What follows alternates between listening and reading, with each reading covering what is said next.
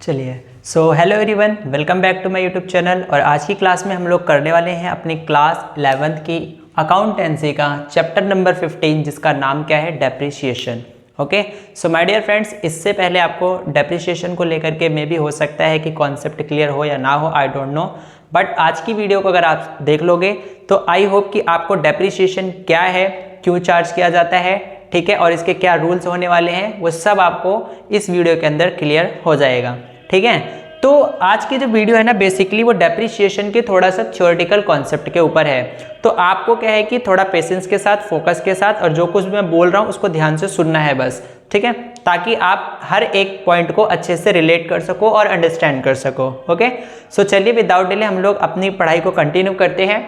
Okay, तो जैसा कि हमारे टॉपिक का नाम क्या है, डेप्रिसिएशन, तो डेप्रिसिएशन में सबसे पहले हम बात करते हैं मीनिंग ऑफ डेप्रिसिएशन। ओके, तो डेप्रिसिएशन की जो मीनिंग है, सबसे पहले हम इसको बुक की भाषा में समझेंगे, उसके बाद हम इसको अपनी प्रैक्टिकली भाषा में समझेंगे। ठीक है, तो देखो डेप्रिसिएशन की मीनिंग कहती क्या है, कह रहा है कि depreciation is the reduction in the value of assets. ठीक है, कि डेप्रिसिएशन क्या है, रिडक्शन है, किसका रिडक्शन है, in the value of assets, कि जो एसेट्स है उसकी वैल्यू में रिडक्शन यानी कटौती हो रही, क्यों, due to its wear and tear, क्योंकि हम एसेट्स को यूज कर रहे हैं। वियर एंड टीयर का मतलब फ्रेज है, ठीक है, और क्या कारण है, विद एफ्लेक्स ऑफ टाइम, क्योंकि टाइम चेंज हो रहा है इसलिए, और क्या है, ड्यू टू ऑब्सोलेंस, उस चीज का ट्रेंड खत्म हो रहा है, अप्रचलित हो गई वो चीज इसलिए, या फिर ड्यू टू एक्सीडेंट, या तो एक्सीडेंट हो गया हमारी एसेट्स का, ठीक है, जैसे मान के चलो कोई व्हीकल है, ठीक है, बाय एक्सीडेंटली उसका कुछ हो जाता है ना, तो उसके पार्ट्स डैमेज हो जाते हैं, तो उसकी वजह से उसकी जो वैल्यू होती है वो कम हो जाती है। ठीक है,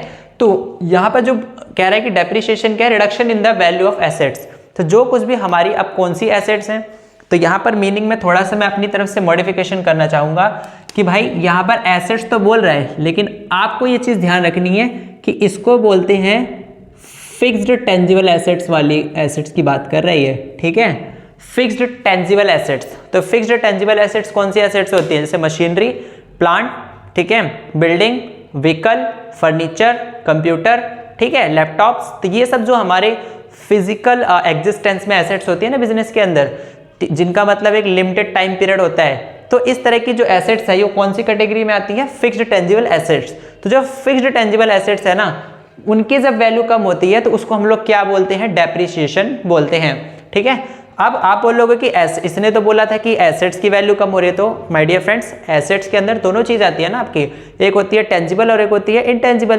तो जो इनटेंजिबल है उसका अगर मतलब उसकी वैल्यू कम होती है तो उसको क्या बोलते हैं, वो अलग चीज है। लेकिन अगर जो हमारी टेंजिबल एसेट्स है उसकी वैल्यू कम हो रही है तो उसको हम लोग क्या बोलते हैं, डेप्रिसिएशन। सो आई होप कि आपको मीनिंग गेट हो गई हो कि डेप्रिसिएशन क्या होता है। ठीक है, कि डेप्रिसिएशन क्या है, is the reduction in the value of the fixed tangible assets. क्यों, क्योंकि हम फिक्स्ड टेंजिबल एसेट्स को यूज कर रहे होते हैं, यानी मशीनरी वगैरह इन सब का प्रोडक्शन कर रहे होते हैं इनसे, ठीक है, बिल्डिंग के अंदर प्रोडक्शन कर रहे होते हैं, ठीक है, फर्नीचर का यूज कर रहे होते हैं हम लोग उठने बैठने के लिए, और साथ के साथ एफ्लेक्स ऑफ टाइम, है ना, जो चीज़ हमने आज खरीदी है जरूरी तो नहीं है ना कि कल भी उसकी वैल्यू वही हो, मे भी हो सकता है मार्केट में उसकी वैल्यू बढ़ भी जाए और कम भी हो जाए। तो जब उसकी वैल्यू बढ़ जाएगी तो उसको बोलेंगे एप्रिसिएशन, जब वैल्यू कम हो जाएगी तो उसको क्या बोलेंगे, डेप्रिसिएशन। सिंपल सी बात है। ठीक है, तो ड्यू टू ऑब्सोलेंस, भाई आपको पता है कि technology day to day update होती रहती है, तो भाई उसका क्या बोलते हैं कि ट्रेंड खत्म हो सकता है उस चीज़ का।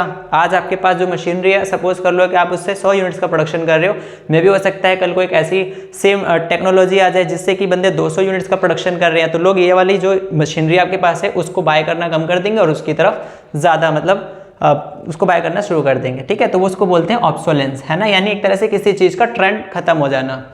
एक्सीडेंट, आपको पता ही है कि कोई भी चीज़ अगर घटना घटित तो हो जाती है तो उसके पार्ट्स डैमेज हो जाते हैं, उस चीज़ की जो मतलब क्वालिटी होती है वो घट जाती है। ठीक है, तो इसकी वजह से जब ऐसी घटनाएं हो जाती हैं तो इसकी वजह से भी फिक्स्ड टेंजिबल एसेट्स पे क्या हो जाती है, वैल्यू कम होने की वजह से उसको बोलते हैं डेप्रिसिएशन। ओके, तो आई होप कि आपको ये चीज़ क्लियर हो गई होगी। अब बात करते हैं कैरेक्टरिस्टिक्स ऑफ डेप्रिसिएशन, कि भाई जो डेप्रिसिएशन होता है ना, इसकी खास बात क्या होती है, इसकी विशेषता क्या होती है, हम कैसे पहचाने कि ये डेप्रिसिएशन है। ठीक है, तो इसकी कैरेक्टरिस्टिक्स क्या है, सबसे पहला क्या है, fall in the book value of fixed tangible assets. तो डेप्रिसिएशन की विशेषता ये है कि भाई जो आपकी फिक्स्ड टेंजिबल एसेट्स है ना, जब उसकी वैल्यू कम होएगी तो उसको क्या बोलते हैं, डेप्रिसिएशन। दूसरी विशेषता, process of allocating cost of the assets, कि भाई हम क्या करते हैं कि जो हमारी एसेट्स होती हैं उसकी कॉस्ट का पता लगाने की कोशिश करते हैं। ठीक है, over it's expected useful life, कि भाई ये आज से अगर 10 साल तक चलेगी तो 10 साल के बाद जब इसको बेचेंगे स्क्रैप में तो इसकी कबाड़ की वैल्यू क्या आएगी और टोटल इसकी कॉस्ट क्या होएगी। ठीक है, तो वो सब हम लोग एस्टिमेट करते हैं, किसके थ्रू करते हैं, डेप्रिसिएशन के थ्रू करते हैं। वो आप कैलकुलेशन देखोगे समझ में आ जाएगा। ठीक है, तो ये दूसरी चीज हो गई कि डेप्रिसिएशन के कैरेक्टरिस्टिक्स में। थर्ड क्या है कि depreciation is an expense, it does not involve cash. तो डेप्रिसिएशन आपका एक तरह से इनडायरेक्ट एक्सपेंस है। ओके, क्यों? क्योंकि ये डायरेक्टली नहीं हो रहा है, ये इनडायरेक्टली हो रहा है। तो इसलिए ना जो डेप्रिसिएशन है उसको हम लोग शो तो करेंगे अपने अकाउंटिंग के अंदर, लेकिन इसमें ये नहीं हो कि डेप्रिसिएशन हो रहा है तो लो भाई 10 रुपये का डेप्रिसिएशन हो रहा है, लो भाई 20 रुपये का डेप्रिसिएशन, 500 का, 10,000 का, 1 लाख का, इतने का डेप्रिसिएशन, ये कैश में होता ही नहीं है। ठीक है, ये जस्ट एक इनडायरेक्ट एक्सपेंस है। तो इसको हम लोग जो भी हमारा प्रॉफिट निकल के आएगा साल में उसमें से माइनस करते हैं। ठीक है, इतना ध्यान रखना। तो डेप्रिसिएशन क्या है, एक हमारा इनडायरेक्ट एक्सपेंस है, और इसको क्या करते हैं हम लोग कि जो हमारा मतलब प्रॉफिट एंड लॉस अकाउंट होता है ना, उसके अंदर डेबिट साइड इनडायरेक्ट एक्सपेंस की तरह शो करके और उसको अपने प्रॉफिट में से रिड्यूस करते हैं। ठीक है, अच्छा, तो depreciation is an indirect expense, therefore it is debited to profit and loss account, जो कि मैंने आपको बता दिया कि एक इनडायरेक्ट एक्सपेंस है, इसलिए इसको हम अपने P&L अकाउंट के अंदर शो करेंगे। ठीक, अब ये तो हो गई बात भाई कैरेक्टरिस्टिक्स ऑफ डेप्रिसिएशन, कि भाई जो एसेट्स की वैल्यू, फिक्स्ड टेंजिबल एसेट्स की वैल्यू कम होएगी तो उसे डेप्रिसिएशन कहते हैं। ठीक है, साथ के साथ अपनी एसेट्स की कॉस्ट का हम लोग पता लगाने के लिए डेप्रिसिएशन को यूज़ करते हैं। फिर डेप्रिसिएशन एक एक्सपेंस होता है, ठीक है, जो कि कैश के फॉर्म में नहीं होता है। फिर चौथा ही कहता है कि depreciation is an indirect expense, इसलिए इसको हम लोग क्या करते हैं, प्रॉफिट एंड लॉस अकाउंट के अंदर डेबिट साइड शो करते हैं, प्रॉफिट में से माइनस करते हैं। तो ये बातें हो गई। अब बच्चा हमारे पास ना हमारी बुक के अंदर 3 कॉन्सेप्ट दे रखे हैं, डेप्रिसिएशन, अमोर्टाइजेशन और डिप्लेशन।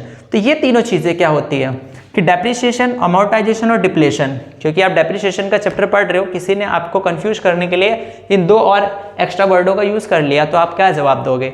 तो डेप्रिसिएशन का मतलब तो आपको मैंने ऑलरेडी बता दिया है कि डेप्रिसिएशन का मतलब क्या होता है कि reduce in the fix, sorry क्या था ये, हाँ, reduction in the value of fixed tangible assets, कि जब कभी भी आपके फिक्स्ड टेंजिबल एसेट्स हैं उसकी वैल्यू में कमी होती है तो उसको हम लोग क्या बोलते हैं, डेप्रिसिएशन। अब वो बोले कि भाई फिक्स्ड टेंजिबल एसेट्स कौन सी है, तो साफ साफ बता देना कि भाई ये जो फिजिकल आपके पास एसेट्स होती है ना फिजिकल फॉर्म में, जिनकी एक लिमिटेड लाइफ होती है एक्सेप्ट लैंड, तो डेप्रिसिएशन लैंड के ऊपर नहीं लगाया जाता, ये चीज़ ध्यान रखना। ठीक है, क्योंकि लैंड की ज़मीन कभी कम, सॉरी लैंड की जो प्राइस है वो कभी कम नहीं होती, ऑलवेज वो अप्रिशिएट होती है, बढ़ती रहती है। ठीक है, देखते हो ना आप लोग कि भाई ज़मीन है तो ज़मीन आज नहीं तो कल उसके रेट हाई होते हैं, तो इसलिए ज़मीन के ऊपर कोई भी डेप्रिसिएशन चार्ज नहीं होता है एक्सेप्ट लैंड, ये चीज़ आपको ध्यान रखनी है। ठीक है, तो अब यहाँ पर बात करते हैं डेप्रिसिएशन, आपको पता चल गया। ये अमोर्टाइजेशन क्या होता है, अमोर्टाइजेशन बताऊँ, देखो जैसे आपका अभी अपने पढ़ा कि जो एसेट्स हैं वो आप 2 कॉन्सेप्ट में समझते हो, एक होती है टेंजिबल एसेट्स और एक होती है इनटेंजिबल एसेट्स। ठीक है, तो हमने टेंजिबल एसेट्स की वैल्यू कम होती है तो उसको हम लोग क्या बोल देते हैं, डेप्रिसिएशन बोल देते हैं। लेकिन जब हमारी फिक्स्ड जो मतलब होती है ना इनटेंजिबल एसेट्स, ठीक है, उसको क्या बोलते हैं हम लोग, जब कभी भी उनकी वैल्यू कम होती है तो उसको क्या बोलते हैं, अमोर्टाइजेशन। कैसे, अब ये जो आपकी फिक्स्ड इंटेंजिबल एसेट्स आती हैं, ठीक है, कौन सी एसेट्स की बात कर रहा हूँ मैं, फिक्स्ड इंटेंजिबल एसेट्स की। ठीक है, फिक्स्ड इंटेंजिबल एसेट्स। अच्छा, इसके अंदर आता क्या क्या है, आपने ये नाम तो सुने होंगे, कौन कौन से, गुडविल है ना, कॉपीराइट और पेटेंट और इंटेलेक्चुअल प्रॉपर्टी। ठीक है, इंटेलेक्चुअल प्रॉपर्टी और साथ के साथ क्या था, गुडविल, कॉपीराइट, ट्रेडमार्क, ठीक है, एक्सेट्रा। तो जो आपकी कुछ इस तरह की एसेट्स जो आपके बिजनेस में दिखाई नहीं देती हैं लेकिन आपके बिजनेस को बेनिफिट पहुंचाती हैं, तो उनके कुछ एग्जांपल्स है, जैसे गुडविल हो गई, कॉपीराइट हो गया, पेटेंट हो गया, इंटेलेक्चुअल प्रॉपर्टी हो गई, ट्रेडमार्क हो गया। तो बच्चा जब कभी भी इन चीज़ों की जब वैल्यू कम होती है ना, तो इसको हम लोग क्या बोलते हैं, अमोर्टाइजेशन बोलते हैं। तो जब कभी भी हमारी फिक्स्ड इंटेंजिबल एसेट्स की वैल्यू कम होती है तो उसको हम लोग अमोर्टाइजेशन बोलते हैं, और जब हमारी फिक्स्ड टेंजिबल एसेट्स की वैल्यू कम होती है तो उसको डेप्रिसिएशन बोलते हैं। क्लियर हो गया। अब बात करते हैं डिप्लेशन क्या होता है। डिप्लेशन नाम से पता चल रहा है डिप्लेशन, तो डिप्लेशन का मतलब क्या हो गया कि भाई जो हमारे नेचुरल रिसोर्सेस होते हैं, जैसे कोल का हो गया, ऑयल का हो गया, है ना, तो इस तरह के जो हमारे पास नेचुरल रिसोर्सेस हैं, तो जब कभी भी एक जगह पर अवेलेबल रिसोर्सेज पाए जाते हैं तो वहाँ पर क्या करती है, एक मैन्युफैक्चरिंग कंपनी क्या करती है, वहाँ पर अपने प्लांट लगा देती है और वहाँ से क्या है नेचुरल रिसोर्सेज को एक्सट्रैक्ट कर रही होती है, जैसे कोल निकाल रही होती है बहुत बड़े लेवल पे, ठीक है, और पेट्रोल निकाल रही होती है बहुत बड़े लेवल पे। तो जब वहाँ पर से एक ही जगह से बहुत ज़्यादा मतलब नेचुरल रिसोर्सेज का एक्सट्रैक्शंस कर लिया जाता है, उनको निकाल लिया जाता है, तो आज जितने रिसोर्सेज वहाँ पर अवेलेबल हैं, ज़रूरी थोड़ी ना कि अगर वहाँ पर एक्सट्रैक्शंस किया जा रहा है तो आने वाले टाइम पे भी उतने रिसोर्सेज ही बचेंगे। वहाँ एक टाइम ऐसा आएगा वहाँ से रिसोर्स ही खत्म हो जाएगा। तो जब कभी भी जैसे माइन वगैरह हैं, तो यहाँ पर जो अवेलेबल रिसोर्सेज हैं उनकी जब कभी भी स्टॉक कम हो रहे होते हैं ना, क्या बोला मैंने, स्टॉक कम हो रहे होते हैं, तो जब नेचुरल रिसोर्सेज के स्टॉक कम हो रहे होते हैं तो उसको हम लोग क्या बोलते हैं, डिप्लेशन बोलते हैं। ओके, आई होप कि आपको ये तीनों वर्ड अच्छे से क्लियर हो गए होंगे, डेप्रिसिएशन, अमोर्टाइजेशन और डिप्लेशन।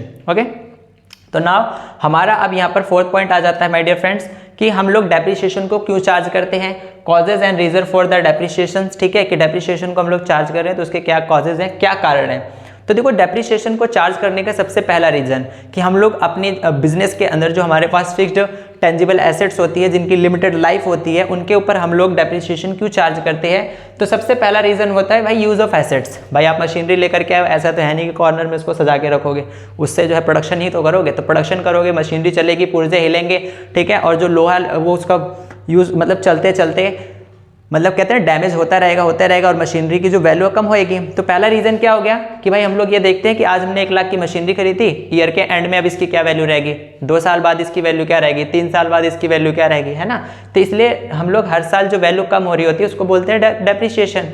तो पहला क्या हो गया इसका कारण कि भाई यूज ऑफ एसेट्स, क्योंकि हम एसेट्स का यूज कर रहे हैं तो नई तो रहेगी नहीं, हमेशा धीरे धीरे वो घटती जाएगी, पुरानी होती जाएगी, है ना, पहला कारण। तो दूसरा क्या है, एफ्लेक्स ऑफ टाइम। तो ज़रूरी नहीं है कि आज के टाइम पे जो मशीनरी या हमारे पास फिक्स्ड टेंजिबल एसेट्स पड़ी हुई हैं, ठीक है, उनका अमाउंट सेम हो या उनकी वैल्यू सेम हो सकता है आने वाले टाइम पे कम भी हो जाए। तो अगर कम हो जाएगी तो डेप्रिसिएशन हम चार्ज करेंगे। तो डेप्रिसिएशन चार्ज करने का दूसरा रीज़न, ठीक है। तीसरा क्या है, ऑब्सोलेंस, अप्रचलन, कि भाई आज हमारे पास एक ऐसी अपडेटेड टेक्नोलॉजी है जिसका मार्केट में कोई कंपटीशन नहीं है, लेकिन टेक्नोलॉजी ऑलवेज अपडेट होती रहती है, बात आपको पता है। तो मे भी हो सकता है कोई उसका तोड़ निकल के आ जाए, कोई नई टेक्नोलॉजी आ जाए मार्केट के अंदर, जो आपके पास अवेलेबल न्यू टेक्नोलॉजी थी अब वो क्या हो गई, थोड़ा सा कम हो गई, यानी उसका ट्रेंड कम हो गया, ठीक है।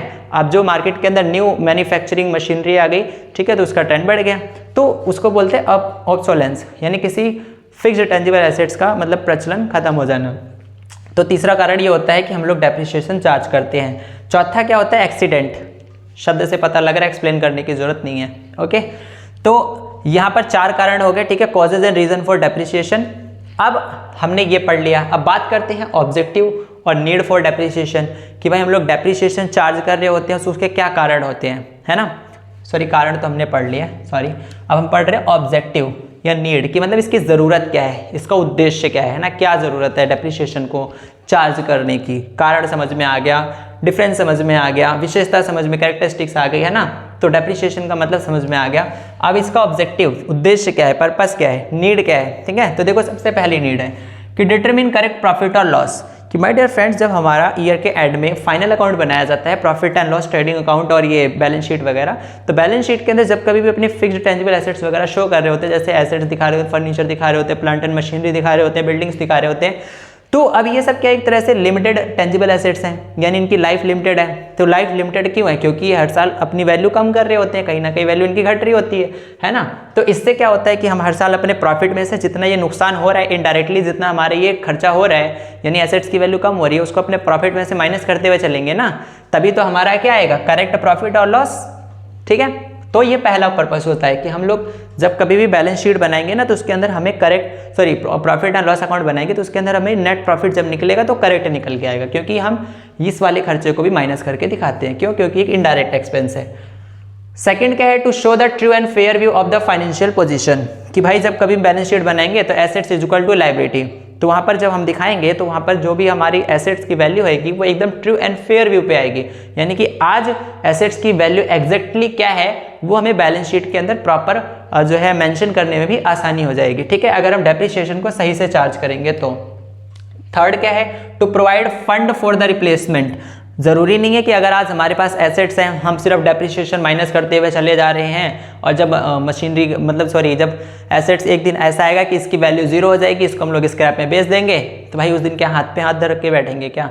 तो नई एसेट्स भी तो लाने की जरूरत पड़ेगी ना, तो अचानक से इतना सारा पैसा कहाँ आएगा। तो इसलिए हम लोग क्या करते हैं कि नई एसेट्स को लाने, जिस दिन नई एसेट्स को लाते हैं ना, तो उसके हर साल डेप्रिसिएशन तो चार्ज करते ही हैं। तब जितने से डेप्रिसिएशन चार्ज करते हैं तो हम एक काम कर लेते हैं कि भाई मान के चलो कि हम साल के एंड में 10,000 रुपये डेप्रिसिएशन चार्ज कर रहे हैं, तो हम लोग क्या करेंगे कि जो भी हमारा प्रॉफिट आएगा तो उसी प्रॉफिट में से जो है 10,000 रुपये मशीनरी के नाम पे साइड में रख देंगे कि भाई आने वाले टाइम पे जब ये मशीनरी की वैल्यू 0 हो जाएगी तो हमने जो खर्च दिखा रखा है 10,000 रुपये, अब इसके नाम से हमने कैश में प्रोविज़न का नाम भी बता रखा है, ठीक है, कि भैया हम इस मशीनरी को खरीदने के लिए इतने से हर साल वैल्यू कम हो रही है 10,000 की, तो आने वाले टाइम में जब इस मशीनरी की वैल्यू कम हो जाएगी तो हम इसको तो माइनस कर देंगे, लेकिन हम हर साल जितने जो है डेप्रिसिएशन माइनस करते हुए जा रहे थे उसके नाम पे हम लोग खर्चा नहीं दिखा रहे थे, बल्कि एक साइड में प्रोविज़न भी बना के चल रहे थे, जिसको बोलते हैं प्रोविज़न फॉर डेप्रिसिएशन, ठीक है।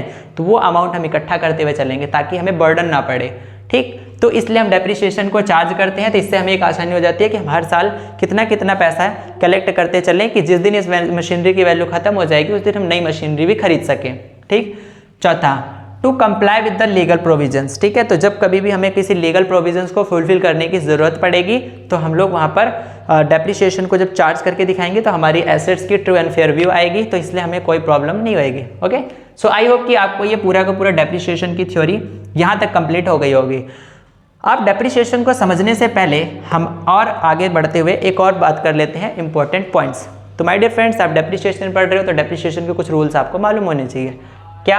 पहला कि भाई GST on purchase of any asset is not a cost of asset, कि जब कभी भी आप कोई सी भी एसेट्स खरीदोगे और उसके ऊपर जब आप जीएसटी पे करोगे ना तो वो उस एसेट्स की कॉस्ट में इंक्लूड नहीं होएगा। क्यों? क्योंकि आप जीएसटी को जीएसटी से सेट ऑफ करोगे। Okay, that's why. तो ये एक इंपॉर्टेंट पॉइंट। हाँ, आप अकाउंटिंग करते वक्त दिखाओगे लेकिन जो जीएसटी है वो एसेट्स की कॉस्ट में इंक्लूड नहीं होगा, ठीक है। वो तो जब क्वेश्चन आएगा तो आप देख लेना। Second, interest paid is not a cost of assets. आप एसेट्स को खरीदने गए, ठीक है, और वहाँ पर क्या हो गया कि आपने कोई इंटरेस्ट वगैरह पे करा तो वो जो है उसकी कॉस्ट के अंदर नहीं आएगा। थर्ड क्या है? Capital nature expense on assets is a cost of assets. तो एक बात हमेशा ध्यान रखना, चाहे आप न्यू मशीनरी खरीदो, चाहे आप न्यू एसेट्स खरीदो या सेकेंड हैंड एसेट्स को खरीदो, तो वहाँ पे क्या होएगा कि उसकी प्रोडक्टिविटी को बढ़ाने के लिए या उस एसेट्स को वर्किंग कंडीशन में लाने तक के लिए जितना खर्चा होएगा फर्स्ट टाइम, ठीक है, मैंने क्या बोला, जितना खर्चा आएगा फर्स्ट टाइम उस एसेट्स को वर्किंग कंडीशन में लाने के लिए, तो वो सारा का सारा उसकी कॉस्ट के अंदर इंक्लूड हो जाएगा। जैसे मान के चलो कि आज आपने कोई सेकंड हैंड मशीनरी खरीदी, उस मशीनरी की थोड़ी सी कंडीशन खराब थी, तो आप ऐसा तो है नहीं कि खराब मशीनरी लाओगे प्रोडक्शन करना शुरू कर दोगे। तो भाई उस मशीनरी को मान के चलो 50,000 की खरीद के लाए और 10,000 रुपये आपने मैकेनिक बुलवा करके उसको ठीक कराया ताकि ये काम करने लगे।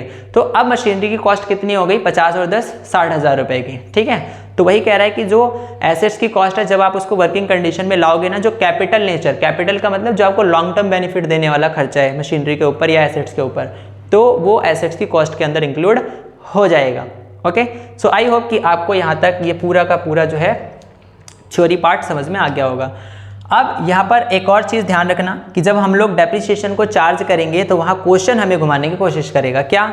कि यहाँ पर सबसे पहली चीज़ कि when the depreciation is given with the word per annum, ठीक है, यानी कि जैसे आपको रेट ऑफ इंटरेस्ट देख रहा है 15% पर एनम, ठीक है, तो यहाँ पर आपको क्वेश्चन घुमाएगा।